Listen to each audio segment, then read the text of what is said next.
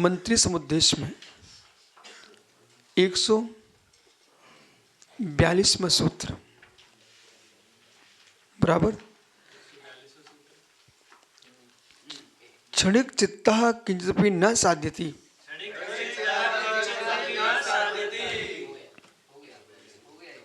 अच्छा, क्षणिक चित्त वाले किसी की भी सिद्धि नहीं कर सकते।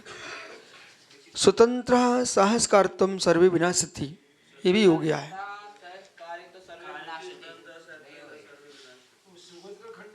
तो सुनो, चित्त में स्थिरता चाहिए, ये नित्य शास्त्र है। ये खंडन मंडन नहीं चल रहा है। ये जगत के प्राणियों को सुखमय शांतिमय जीने की कला सिखा रहे हैं, पुरुषार्थ की सिद्धि करा रहे हैं। किसी भी क्षेत्र में आप प्रवेश किए हो, उस क्षेत्र में आपको पुरुषार्थ का छोड़ना नहीं पड़ेगा। और जो व्यक्ति तुरंत क्षण क्षण में बदलते हैं, स्थिरता जिनके चित्त में नहीं है, वे किस कार्य की सिद्धि कर पाएंगे? कोई भी कार्य की सिद्धि नहीं कर सकते। दौड़ते दौड़ते, भागते भागते सुई के छेद में धागा नहीं डाला जा सकता। वहाँ स्थिर होकर बैठना पड़ेगा, नेत्रों को स्थिर करना पड़ेगा, तब सुई के छेद में धागा डाल लेंगे। ऐसे जिनका चित्त तुरंत एक काम के बाद दूसरे काम में बदलता है, वे किसी कार्य में जो है अपने आप को दक्ष नहीं कर पाएंगे। किसी कार्य में वे अपने आप को जो है स्थिरता नहीं दे पाएंगे और कार्य में सफलता नहीं पा पाएंगे। उनका जीवन अनुत्तीर्ण का अनुत्तीर्ण ही रहेगा, उत्तीर्ण नहीं हो पाएंगे।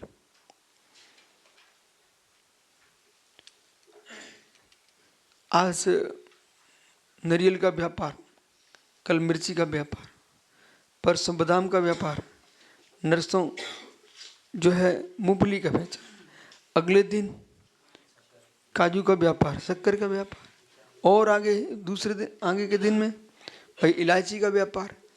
मतलब कोई भी दुकान भी खोल रहा है तो दुकान को आपको स्थिर बैठना पड़ेगा। एक आध दिन नहीं चलेगी, लोगों को, ग्राहकों को पता चलेगा तभी तो होगा। अब ये स्कूल है, तुमने एक साल में तुम देख रहे हो मैं बहुत छात्र आना चाहिए, नहीं आ पाए, भाई इंतजार ही करो अगले वर्ष की। तुमने दूसरे दिन उसको सिनेमा हॉल बना दिया, उसके भी टिकट नहीं बिक पाए, तीसरे दिन आपने गोदाम बना दिया। तो ये इससे काम नहीं चलता। एक कार्य में आपको स्थिरता प्राप्त करना पड़ेगी, तब तुम उत्तीर्णता हासिल कर पाएंगे। और जब तक आप अस्थिर जीवन जी रहे हो, तब तक तुम कुछ नहीं कर सकते हो। आपको प्रथमान योग में अध्ययन में रुचि है, आप प्रथमान योग का अध्ययन गहरा कीजिए। एक ग्रंथ आपने रख लिया चौकी पर, 10 पुस्तकें रख के बैठ गए हो, भाई कभी ज्ञानी नहीं बन पाएंगे। इसको देखें, इसको देखने में समय तुम्हारा निकल जाएगा। आपको अध्ययन करना, पहले एक को आप जैसे स्कूल में पीरियड लगते ना, ऐसे आप अपने आप में स्वयं पीरियड बनाइए। इस घंटे पे मैं एक ग्रंथ पढ़ूंगा, इसमें एक ग्रंथ पढ़ूंगा, इसमें एक ग्रंथ, ये तैयारी करूंगा। और अध्ययन करना चाहिए तैयारी पूर्वक। ऐसे तो दुनिया पढ़ रही है, तैयारी करोगे तब तुम उत्तीर्णता हासिल कर पाओगे। कि जैसे कि मैं नीति वाक्य में पढ़ा रहा हूँ, आप तो सुन के चले जाते हो, बस तुम कुछ नहीं कर पाओगे। आपको लिखने के साथ साथ जो सूत्र है ना, उनको याद करना चाहिए कंठस्थ। ठीक है,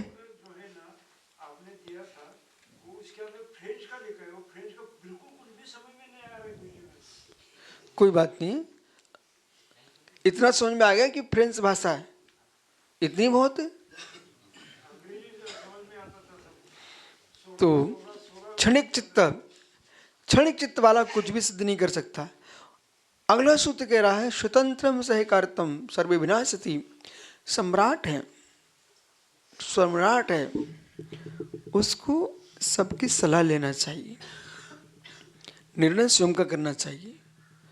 और जो स्वयं की सलाह, कोई के निर्णय सलाह लेता ही नहीं है, एक बात अपने निर्णय पर भागता है, वो विनाश को प्राप्त हो जाएगा।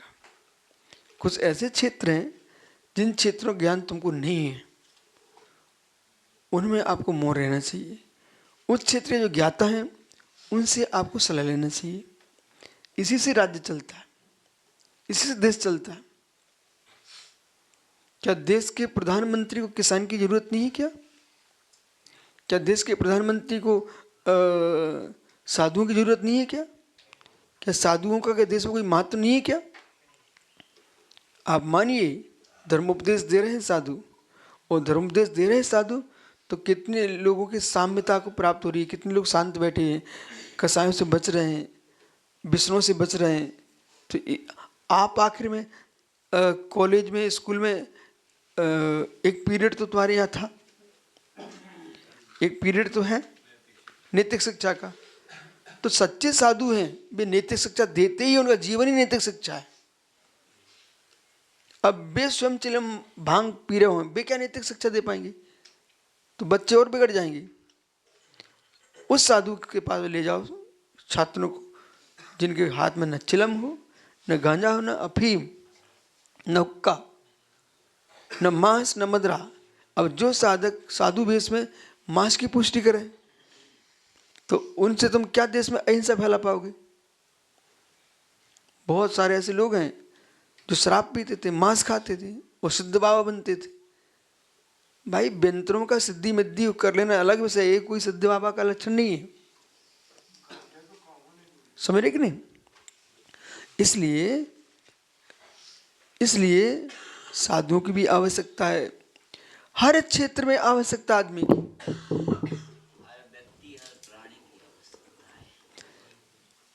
इसलिए स्वतंत्र से कार्तम सर्वे विनाशिति, जो स्वतंत्र काम करता है, राज्य कार्य में मंत्री आदि किसी की सलाह लेता ही नहीं है और किसी की मानता भी नहीं है और बिना सोचे काम कर रहा है, ऐसे कार्य करने वाले आरंभ करने का अपने समस्त राज्य का नाश कर लेते हैं। माना कि भाई ये मार्ट साहब से पूछो, इनकी फैक्ट्री चलती है, तो क्या एक फैक्ट्री का मालिक होने से वो मालिक ही सब काम कर रहा है क्या? और मालिक सारे नौकरों को बाहर कर दे, अब बैठे रहो, मालिक क्या करोगे? जितने भी विकास हुआ है, कोई भी कंपनी का होगा तो कंपनी का मालिक का यही पुण्य है कि उसके पुण्य के योग से धन बरस रहा है, लेकिन ये भी नियोग चाहिए कि उसने उसको सेवक मिल रहे हैं। बिना सेवक के, बिना आदमी के कोई भी कार्य सफल नहीं हो सकता। राजा किसका है? प्रजा का है। प्रजा ही नहीं बचेगी तो राजा किसका होगा? और राज्य कार्य के लिए मंत्री के कहाँ से आए? उसी प्रजा से आए। और आप राजा कहाँ से आए? उसी प्रजा से आए। तो इतना बहुत सारा ज्ञान होना चाहिए। ऐसी आचार्य गणों का है, मुनि गणों का है। आप हर व्यक्ति को धुतकारते ही रहोगे, अपने पास किसी को आने ही नहीं दोगे, तो तुम्हारे शिष्य कहाँ से बनेंगे? धर्म की परंपरा कैसे आप बढ़ाएंगे? चलते चलते आदमी को कुछ काम ही नहीं, तब भी डांट रहे, कोई काम नहीं। तो अभी हमारे शब्द सुनने में कैसे आए? बोले आप लोग आए सो हम लोग सब आ रहे हैं, नहीं तो हम लोग मठ में पैर नहीं रखते। पूर्व भट्टारक जी की बात करते थे जिनेश्वर जी, बोले एक बालक अंदर प्रवेश कर ले तो उसका परिणाम है, अरे अनुशासन होना चाहिए पर आतंक नहीं होना चाहिए। तो ये अनुशासन के नाम पर आतंक मचा रहे हैं प्रांतों में, देशों में। वो साधु संत और नेता वे अनुशासन के नाम पर आतंकी लोग हैं, जो किसी को शांति से बैठने नहीं देते। अनुशासन होना चाहिए, आतंक नहीं होना चाहिए। पढ़ी भाई, समझे कि नहीं? इसलिए विषय समझो आप, ये नीति मात्र तुम्हारे सुनने के लिए नहीं, तुम्हें जीने की चल रही है। हर तुम ये दिखाना चाहते हो मैं अब यहाँ मुखिया बन चुका हूँ तो मैं सबको डांटूंगा तभी तो मेरे मुखियापन कहलाएगा। अरे भाई प्रेम से भी तो काम होता है कुछ। और डांटो तो आगम जैसे लोगों को डांटो जो सो के नहीं उठ पाते बेचारे, तब उसको भी कभी कभी दुलार दे दो, भाई ठीक है बच्चा है। अब देखो चेहरे पे मुस्कुरा भी नहीं आ रही बेचारी। तो विषय समझ में आ रहा है क्या? इसलिए सबकी सलाह लेना चाहिए और जो लायक है उसका प्रयोग करना चाहिए, जो योग्य सलाह नहीं है उसको उपेक्षा कर देना चाहिए। पर जो सलाह देने आया उसकी उपेक्षा नहीं करना, नहीं तो कालांतर में वो सलाह नहीं देगा। फिर समझे कि नहीं, उसकी उपेक्षा नहीं करना। वो सलाह इसमें सेट नहीं हो रही, इसलिए कभी बाद में काम में आएगी। समझ रहे हैं, बाद में काम में आएगी। कोई सेल है, तुम घड़ी की सेल लेके आए, वो बड़ी हो गई अथवा छोटी हो गई तो उसके काम में नहीं आई, इसका मतलब है कि काम में नहीं आएगी, दूसरी घड़ी काम में आ जाएगी।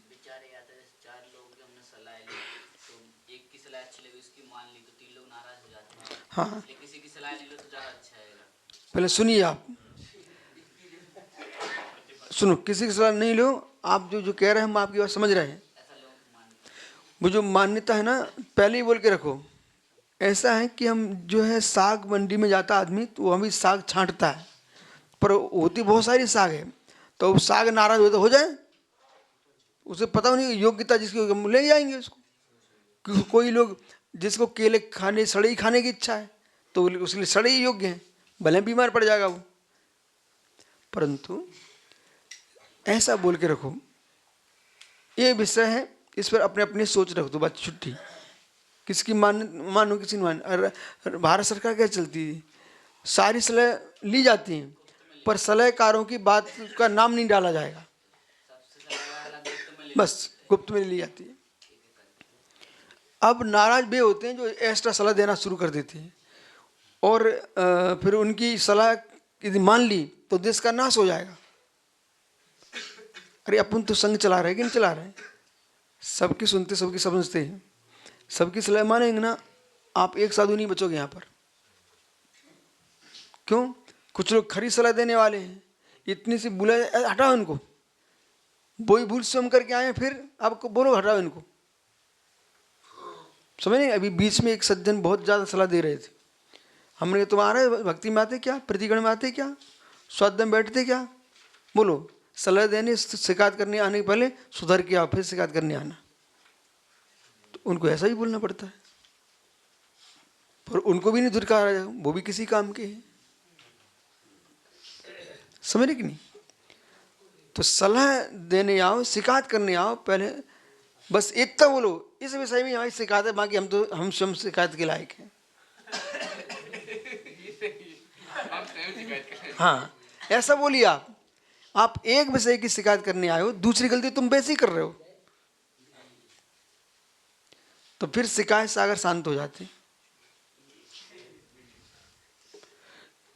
एक बार किसी को छूट दे दो ना, जैसे कि एक व्यक्ति को बहुत जरूरी काम था, हमने सुबह 5 बजे उसको समय दे दिया, उसी दिन के लिए दिया था, वे भाई साहब दूसरे दिन फिर आ गए, तीसरे दिन फिर मैंने सुनो तुम्हें जरूरी काम था इसलिए हमारी भक्ति का समय है, इसमें तुम्हें अब समय नहीं दिया जाएगा।